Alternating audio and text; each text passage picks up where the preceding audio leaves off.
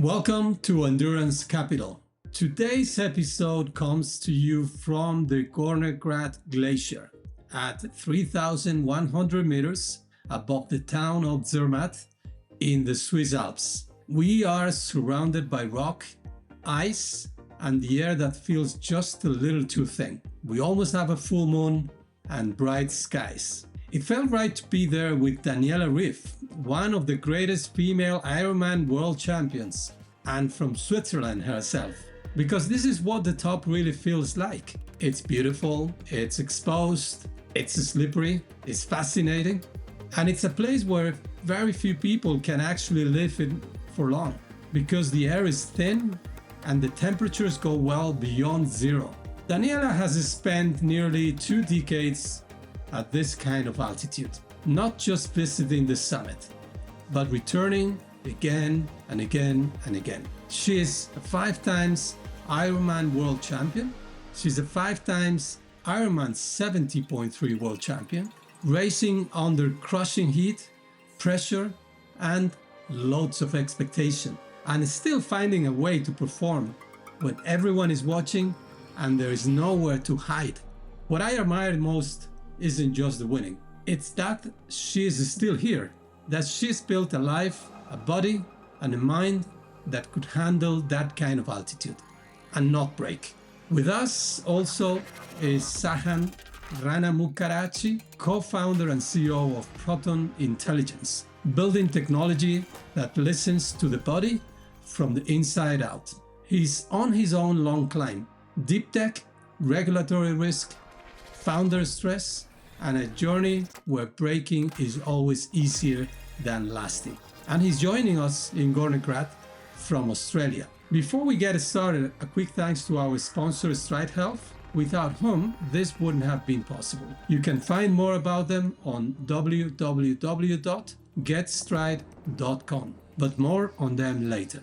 On today's episode, we are building a durability system you can actually use. How to pursue number one without self-destruction, manage risk intelligently, recover deeply, and stay competitive year after year. We are asking a simple question, a brutal question. How do you build something that is built to last and not to break? A career, a company, a life, perhaps a relationship? Daniela will share lessons from 20 years at the sharpest end of endurance sport. And Sahan will translate those lessons into what it really means to build a deep tech company for the long race. I'm Ignacio Garcia, global early stage investor and endurance triathlete, and this is Endurance Capital. This was a special episode recorded at altitude from Gornergrat Glacier in the Swiss Alps in front of a live audience. I hope you enjoy the conversation. So welcome everyone, this is Endurance Capital. We are sitting at 3,100 meters above sea level in the Gornergrat Glacier, just above Zermatt in the Swiss Alps, surrounded by rock, ice, and air that feels just like little too thin. So Switzerland, cold, top of the mountain, it feels right to be here with my guest who has been at the top of her sport for 20 years. I suppose this is what the top really feels like. It's beautiful, it's exposed, it's icy, it's slippery, and it's a place very few people can actually live for long. Please welcome me, the Ironman world champion, 10 times, Daniela Ryf. Daniela has spent nearly 2 decades at this kind of altitude, not just visiting the summit like us, but returning again and again. To give everyone some perspective, it's a 4K swim in open waters, a 180 kilometer bike ride, and a full 42 kilometer marathon, and all in about 8 to 8.5 hours, depending on the course, of course. This is racing under crushing heat, going up in altitude, pressure and expectation, and still finding a way to perform when everyone is watching and there is nowhere to hide. What I admire most of Daniela is not just the winning, is that she's still here pursuing another career in business and sport. That she's built a life, a body, and a mind that could handle that kind of altitude and not break. With us is also Sahan Rana Bukharachi, co-founder and CEO of Proton Intelligence, building technology that listens to the body from the inside out. He's on his long climb, deep tech, regulatory challenges, founder stress, fundraising, and a journey where breaking is always easier than lasting. Today we are asking a simple, brutal question. How do you build something that is built to last and not to break? A career, a company, or a life? Daniela will share lessons from 20 years, yes, 20 years at the top of endurance sport. And Sahan will translate those into what it really means to build a deep tech company for long race and a unicorn. I'm Ignacio Garcia, and this is Endurance Capital, the episode built to last, not to break. Let's get into it. Daniela, can you share with us what would anyone have to put up with in terms of training load, sleep, nutrition, relationships, family, to get to where you got to? 10 times Ironman World Championships. In other words, what is the cost for the top reward? Thank you for the intro, Ignacio. Definitely, like you said, being at the top is definitely harder to stay there than getting there. And I would say there's three important pillars, and that's definitely the training. You have to do the training, but then also we have really, really good nutrition, and sleeping is a lot. So as an athlete, you would sleep pretty much 3 times a day. So looking after yourself is very important. But then that's just the physical part. And then there's the mental part as well, which if you want to stay motivated for 20 years, you need to have very strong motivation. And I would say what always helped me to stay motivated was to just know why you do it. And that why changed over the years, but I always had to re-find it. And I had to have a reason why I would get up at 5 or 6 in the morning to go push hard in the pool. And I think that's pretty much, it's hard to just say like that's what you need, but I think it's much wider. And as well, of course, the balance is something that's super important, especially for the mental aspect, that you feel like, of course, you have to put in the hard work, but you also need to enjoy life and be happy. It's very, very important to enjoy the journey. Yeah, so we probably have already a good lesson here for not only for founders, but also for anyone in life. If someone only looked at your results, I think they would say you're dominant. But if you look at your values, loyalty, willingness to take risks, sustainability, drive, respect, and the deep sense of home in Switzerland, I see something deeper. When you think about being built to last, what do you see as the core of that in yourself?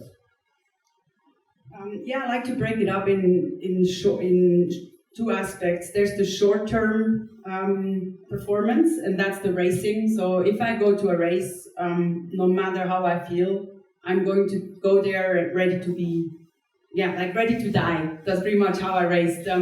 I was always putting everything out there and giving my all, taking risk, of course, as well. It's always part of it as well. But you have to be ready to really give it your all. But that's not sustainable. So that's where the other part comes in, and that's the training. So if you want to have a long career, you need to be very careful. So it's very easy to overtrain, to do too much. In triathlon, we have 3 disciplines. So you could easily train 45 hours, but it doesn't mean you're going to be better. So there, it's very important to look after the body, and that I did with, like I said, lots of sleep, good nutrition, but also tracking. So having some data about your body and knowing where you have to be careful. That was definitely, I would say, the most important aspect of having that long-term performance, and therefore also having a sustainable performance in body. So I think we have here a second lesson, right? Give it all, but don't crash on the way, right? Well, I mean, I would definitely raise that no matter what, you might crash, or you might, you have to take the risk. If you're not willing to go hard, possibly blow up, you're not going to win. And that's how I always raced. And I think in the end, it's nothing worse if you have regrets. And that's what was always my attitude when I was racing, to just have no regrets. And if you can, even if you don't win, if you get 40th, if you cross the finish line and you tried your best, then you can always be proud. Yeah, I see founders that don't perceive building a company without burnout. You always have to be at a 200% to build a unicorn, and that's probably that doesn't apply in your space, correct? I would definitely say my day, or the day for my athlete, is probably easier than a CEO. So when we talked and when I heard what San's hours were, I was like, as an athlete, your job is to sleep, So I actually would train 3 times a day, but I would also sleep 3 times a day. So I think there it's much easier to say, I think you can also come into a burnout very easily, because you're focusing everything on one thing, and you definitely have that tunnel view. But the recovery is part of the job, and that's what I'm learning now, being also working in startups, that when you work in the office, it just never feels enough. You always feel like, I could maybe work another hour. Where in training, it's very simple. If you do too much, you're just going to get slower. Thank you, Sahan. Talk about, you're not racing Ironman championships. You're racing your own long race. When you listen to how Daniela describes what helped her last for so many years, the way she manages risk, the respect for her limits, and the environment as well, what's the founder version of that? First of all, I'm in awe to be here with Daniela. As the audience knows what Ironman is, everyone knows what Daniela has achieved. The first thing that relates very strongly to me in what Daniela said is knowing the why. Because it is very easy to sit and not do anything than to do the things that we do. And having strong conviction of that really drives day-to-day what you do and how you go about it. So the founder version is not too dissimilar to what Daniela said about an athlete. I think it's safe to say we're not normal beings. We're on the edges of pushing whatever boundaries we can. And the most important thing, therefore, is to always anchor to why are we doing this? This is mostly not healthy, but we have to go for it. And every time we get knocked down, it's very easy to stay knocked down, but you got to get back up because the why is so strong that it drives you. So everything for me in what Daniela says resonates incredibly strongly, because every day I go to bed, even if I'm losing sleep, with so much satisfaction that the why of why I'm building this company with a whole bunch of people, if I don't do it, no one else will, and I must do it in order to give people a better chance of living a better life. So that's really what drives me. So why? Well, what we are talking about building to last, not to crash on the way. No, let's talk a little bit, Daniela, about managing the risk. No, one of the values you highlight is willingness to take risks. You haven't had a conservative period. I mean, I don't see how you could have achieved what you have achieved without taking risks. You've changed things. You've raced aggressively and made bold decisions at key moments. How did you learn to take calculated risks rather than just push harder, and hoping that the best will happen? Yeah, lots of athletes use data these days, live tracking in the races. And I think it can be very, very helpful. If you know your watts and if you have a plan, if you know how many watts you can push, you can just you kind of go with your plan. I was racing a little bit different. I never used watt or power meter in my racing. I also know heart rate during races. And that was because I didn't want to limit myself. Because at the race, I wanted to go hard. And if I would have seen maybe my watts, I would have been scared that I would not be able to run after this. And as I'm definitely a racer, so I can do better on race day than I could ever do in training. I never wanted to see my watts. And I think that's always helped me to, or that shows how in one way, tracking is important, but also having a good sense of your feeling. And I think that is also in business.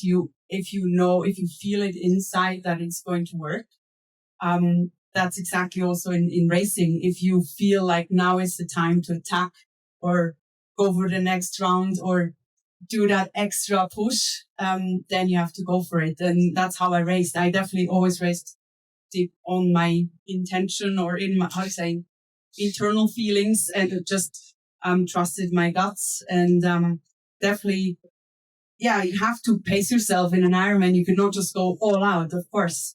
So you have to pace yourself through the day. It's a very long race and a lot can happen. And if you once go too hard, it's very hard to recover. But still I always try to just, when I felt that my competitors were maybe suffering a little bit, then I was like, okay, now it's time to push. And that's how I raced. All right, so here we have a couple of lessons actually. Knowing your competitors well, right, and see when the weaknesses are. That's something that sometimes lacks in the founders decks, right? Like in competitive analysis. So how can you push yourself harder if you don't know what your competitors are doing? Can you share a moment or a race or one career decision you made that you were taking a risk and really defined your next chapter, that changed what you were doing? There were definitely lots of little moments. It's often these little moments, like I explained with the power before with the watts. There was one race where there was a bridge, and I think in Dubai, and I just pushed hard over that bridge because I tried to. I mean, Dubai is not very hilly, so you pretty much have only one chance to have an attack. That's on the hill, on the bridge. And so I pushed really hard over there, and apparently my competitor, she looked at her watts and was like, "Oh, no way, I can hold this." So she let me go, and that's how I could get away. And I think it's these little moments where when you feel like, okay, now I have a little bit of a gap, then you just put your head down and don't look back. But I think the craziest race I had was probably my jellyfish race, where I got stung by a jellyfish about 15, 20 seconds before the start in Hawaii. It was the World Championship, and I was there to defend my title it was the third time, I think, or fourth time. And I started swimming, had this pain under my arms. They caught me just under the armpit. And I didn't know if I was going to survive because, it was really painful. And I think that moment, there was a second where I thought, okay, should I give up or not? And I try to think like, okay, now if you give up, you go to the hotel room, you cry, and it's going to be a horrible day. And I thought, okay, at least I can try. So I didn't give up. I just focused on getting out of the water, going on the bike, pushing hard. And I started catching. I think after the swim, I was 10 minutes back, which suddenly I thought it was 20 minutes back.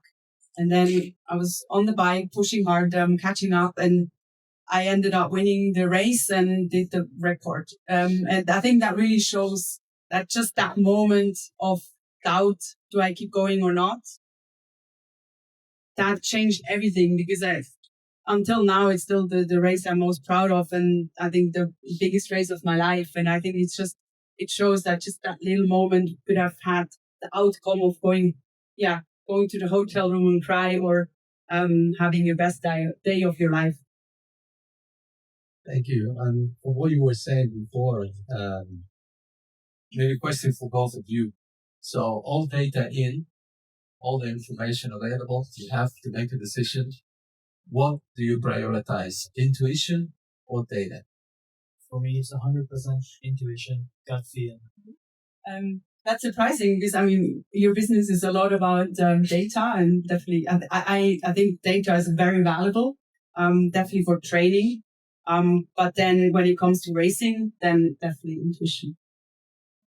I don't know what the audience might think, but for investing in startups and for leading as a founder, I would suggest also that intuition probably is more rewarding than pure data. Because if you focus just on the data, maybe you might miss opportunities and stay back as a result. And your intuition, it's what it is.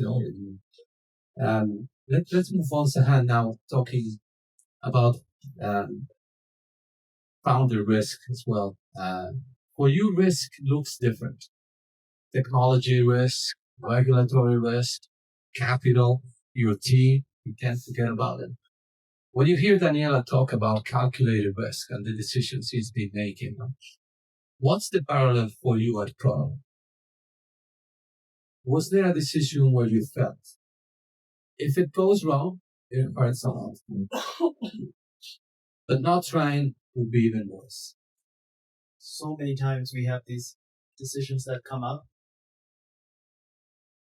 For me, I don't have a jellyfish moment, but if I were to do the closest analogy, it would be, 3-4 months of runway only. You think you're going to get the right term sheet that you want. Everything's looking good. The investor's telling you that the term sheet's coming, and for whatever reason, they walk. And then you're staring down this 3-month timeline of what do we do? How do we make sure that the company survives? And much like Daniela suggested, easiest thing would be to quit, but then you will have so many regrets. The positive way to look at it is, if I just look at it as not months of runway, but days or hours, then it looks like I could actually do something about it. So then it goes into operational mode of it's day by day now. And I think taking the next step and the next step and the next step really helps execute. As you know, as you said, there are so many risks that we have to tackle as a company. There are competitors. You talk about competitors as well. You want to watch them as well, and you know when to push. In the area we are working in, we feel we're the leaders, but there are more capable entities that could come. So we're constantly keeping an eye on them. And when we think about when to make certain types of moves, my team are all about data, which I'm sure your team was as well. But sometimes the timing of making those kind of decisions to push, have the motivation, the energy, the conviction really comes from somewhere else. And I think there's probably a lot of science behind it. I don't know what that is, but it just comes. And I think this is where gut feel really works magic for me. This is a quick reminder that you are listening to Endurance Capital with me, Ignacio Garcia. We will be right back after a short word from the partners who helped make this series possible. One thing I've learned from athletes, coaches, founders, and everyone is that understanding your own biology is the real unlock. And that is exactly what Stride helps you do. It doesn't matter if you're a world-class athlete or someone just curious about how your body adapts when you train with intention. Stride brings you sessions, your data, and your goals into one place. So you actually see what's working and what isn't. If you're listening Endurance Capital today, you're already interested in doing things differently. So take a look at getstride.com and bring more clarity to how you train and how you operate day to day. Use coupon code Trampoline and we'll give you £100 off Stride 1 and 30% off any other individual Stride test or supplements. Let's move on the discussion into moments when you break and how you recover. In your case, Daniela, people see the outside, the Instagram, the photos, the trophies, the posts. What they don't see are those days where it was almost too much, waking up at maybe sometimes at 4 a.m. to go on a cycle or 5 a.m. to go on a swim, training. Daniela, can you talk about a period where you were close to breaking, mentally, physically, or emotionally? Really, really tough period. What were the signals that it was becoming really unsustainable? How long did it take you to realize and take a decision? And what did you actually change so you could keep going without destroying what you had built so far? I know this is a long question. It's very deep and emotional. Go for it. I mean, there's definitely more than one moment where I was close to break, but I can definitely share a story when I had pretty much two careers. The first was the short distance. So I was still in the short distance triathlon scene. And I raced in Seoul and picked up a stomach bug from the water. Got home, thought I will be over it in 2 weeks. Didn't get over it that fast. Then I had a small intestinal overgrowth.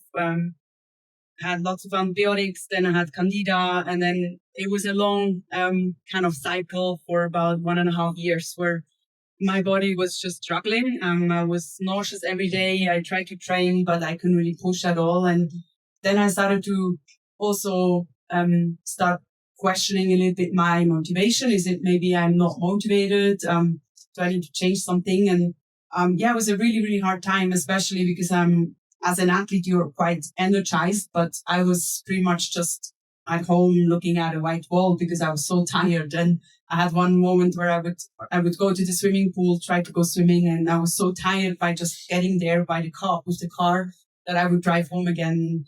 I think at the moment when I look back now, it's hard for me to know why I didn't give up then, because it's a long period for 1.5 years, and I spent a lot of time abroad.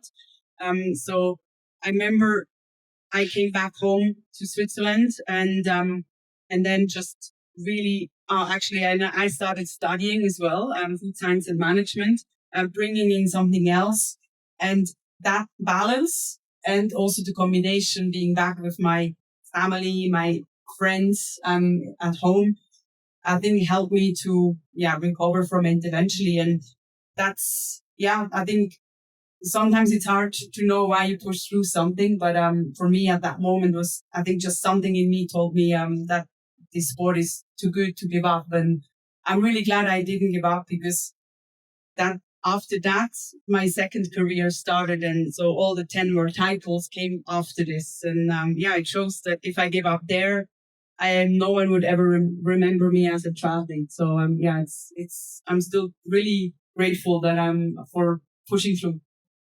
Thanks for sharing that, Daniela. Sahan, in the founder world, almost everyone has had a nearly broke chapter.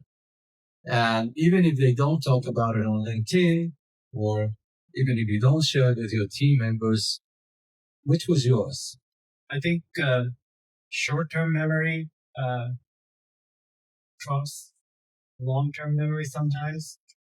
But for most founders, even the ones who are here, closing a round is extremely difficult, very, very stressful.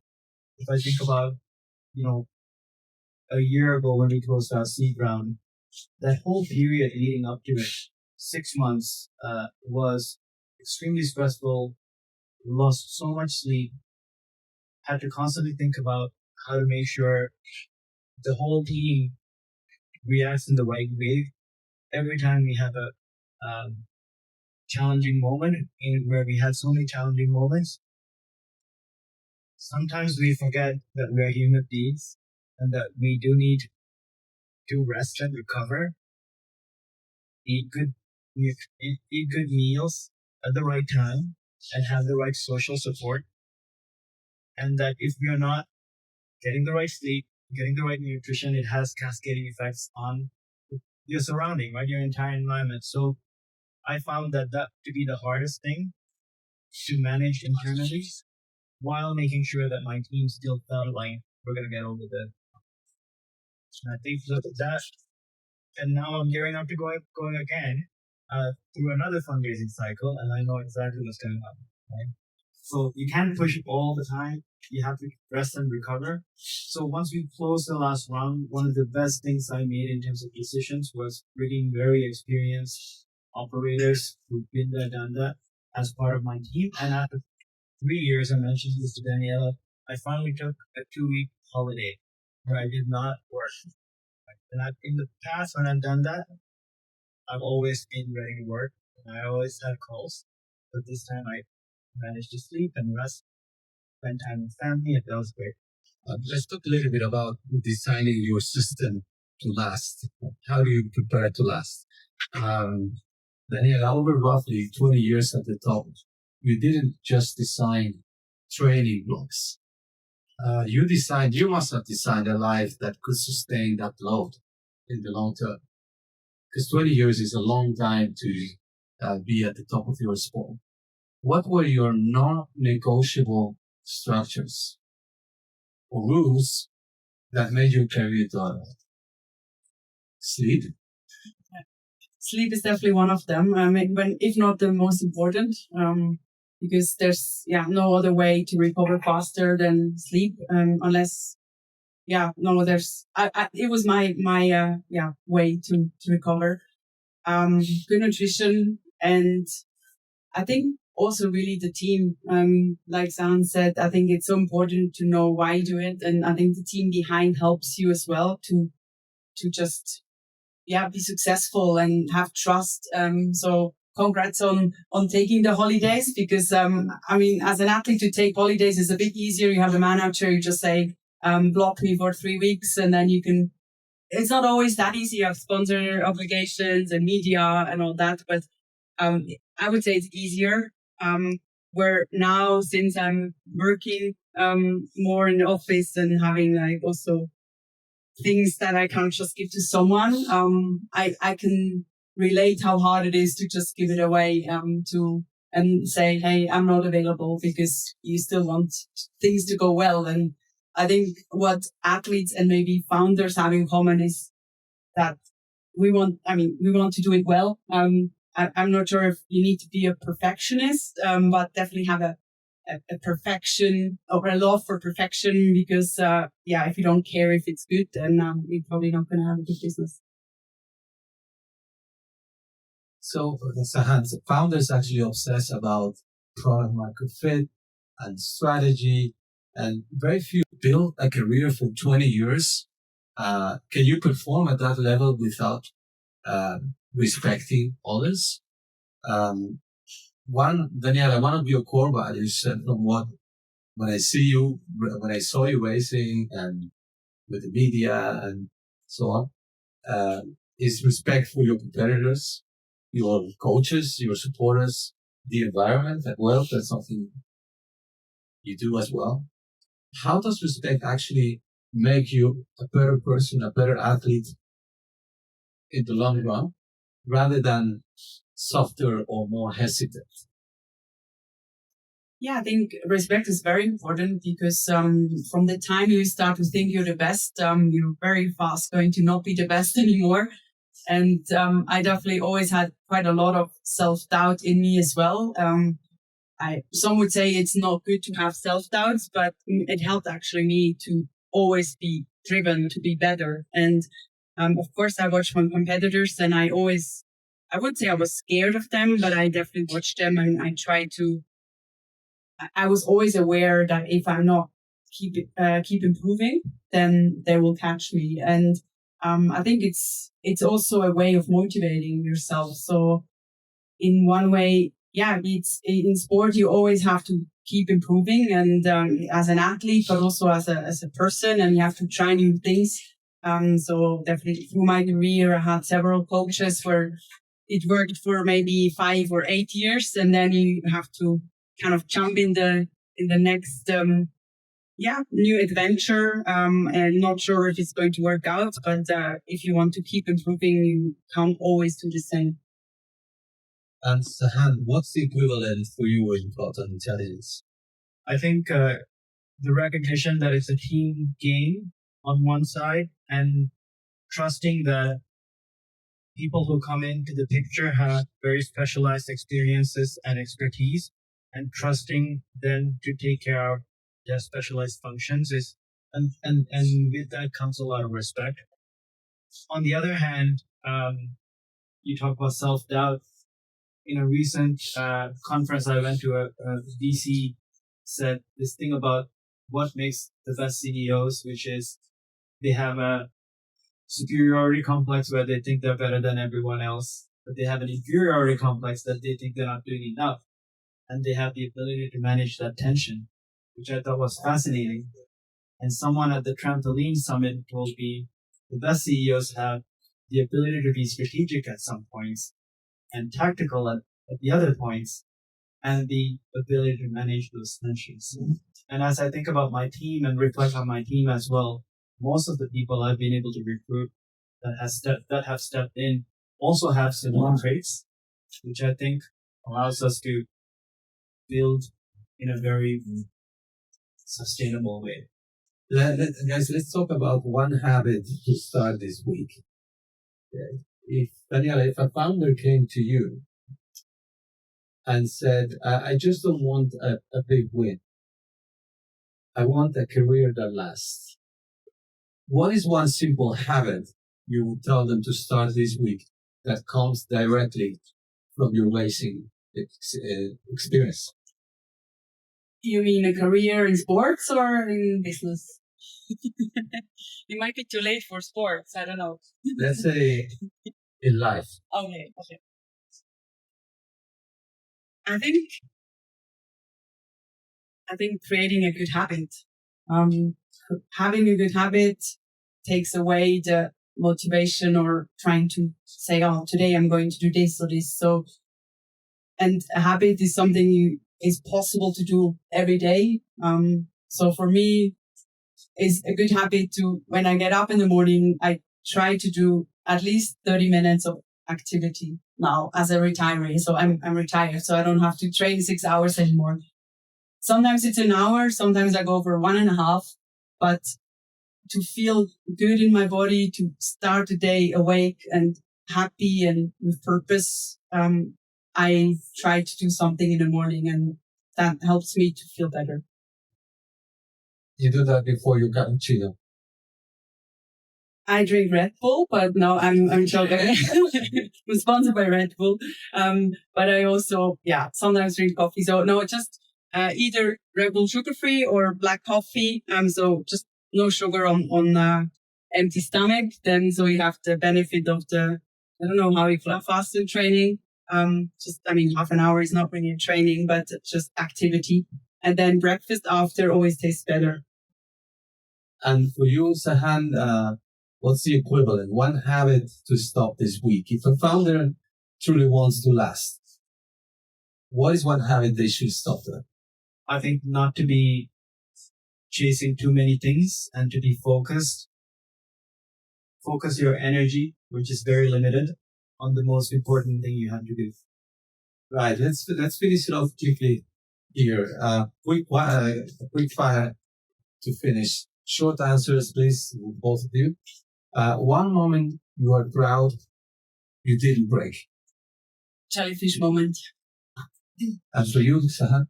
Saying no to the last strategic that wanted to come in. And how about one thing people misunderstand about long-term success? It takes time. And for you, Sahan? It needs to be very value driven. And let's just finish one sentence. You last longer when When you're having fun and you're happy. and for you, Sahan, you last longer when When you do things where you don't have regrets. I love that. I love that. My takeaway from today is this. Being great once is impressive. But being great for 20 years is about design. What truly differentiates a winner from a champion? It's values, it's systems, it's people. It's risk with respect. Daniela, and it's drive that knows when to press and when to pause. Daniela, thank you for showing us what Built to Last really looks like in your body, in your mind, and in how you've chosen to live and race. Sahan, thank you for translating those same principles into the founder journey and for building technology that helps us listen to what's happening under the surface. Before we wrap, if today's conversation opens something for you about pacing, understanding your limits, or listening to your own biology, take a moment to explore getstride.com. Stride is built for everyone, not just elite athletes. It helps you make sense of your data, see how your body actually adapts, and bring more intention to your life and sessions. As a listener, you can use the code Trampoline for £100 off Stride One and 30% off in any other individual Stride test or supplement. And I mean it. If you're exploring what's possible, Stride gives you a clear map. Visit getstride.com and keep moving with purpose. I'm Ignacio Garcia, and this is Endurance Capital. See you on the next episode.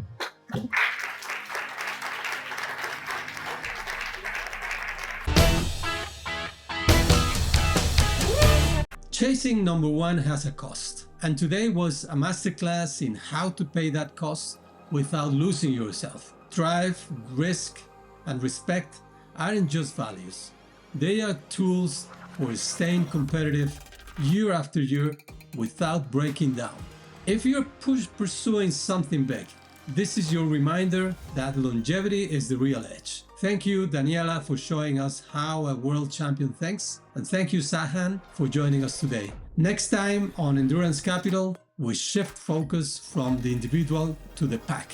Because no one stays elite alone. We will explore the power of support systems, the family, coaches, partners, and why the people around you often decide how long you stay in the game. We will speak with IRONMAN world champion Craig Alexander from Australia. Hit subscribe to be notified when it's available. Stride helps you make sense of your data, see how your body actually adapts, and bring more intention to your life and to your sessions. As a listener, you can use code Trampoline for £100 off Stride One and 30% off any other individual Stride tests or supplements. If you're exploring what's possible, Stride gives you a clearer map. Visit getstride.com and keep moving with purpose. Endurance Capital is brought to you by Trampoline Venture Partners. Special thanks to our guests, the champions, the founders and coaches who share their stories so openly, and to the growing Endurance Capital community around the world. This series is made possible through production by One Fine Play and the support of our sponsor, the Stride Health. If you found this episode useful, you can follow and share Endurance Capital wherever you get your podcasts, and learn more about Trampoline and the Trampoline Zermatt Summit on LinkedIn. The link is in the show description. I'm your host, Ignacio Garcia, and this is endurance capital.